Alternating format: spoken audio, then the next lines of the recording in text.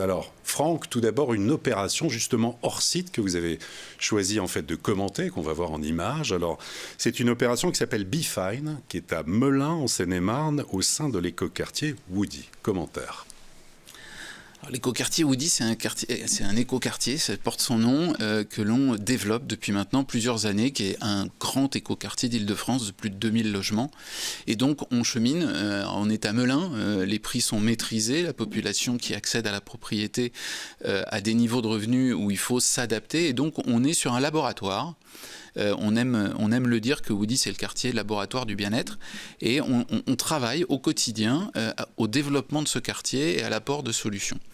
Il y a quelques années, petit commentaire sur ce site, on avait beaucoup d'hectares, et on en a toujours encore pour développer ce quartier, et on s'est dit, plutôt que de le laisser en jachère ou en friche, qu'est-ce qu'on pourrait faire dessus?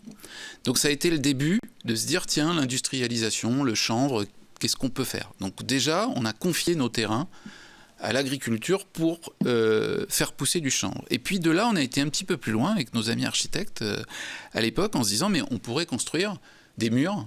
C'est très isolant, c'est un des matériaux isolants. On pourrait construire des murs. Et donc, on a participé à la mise en place d'une usine qui fabrique et qui a lancé la fabrication de murs en béton de chanvre, donc ossature bois et béton de chanvre à l'intérieur, qui est très isolant. On a aidé tout ça, ça s'est fait sur notre quartier, donc on s'est dit on va aller au bout de l'histoire et on va faire notre première opération en béton de chanvre. Et c'est là qu'est né Be Fine, où on a une opération qui est mixte, collective maison, développée intégralement en béton de chanvre, donc qui est à la fois extrêmement bas carbone, sur laquelle on a réussi à maîtriser les coûts et qui est une première effectivement en Île-de-France. Donc d'un côté, on a cultivé en local, de l'autre côté, on a conçu en local, et on a réussi avec l'implantation de l'usine en proximité de fabriquer cette première opération. On espère que ce sera le début de bien d'autres.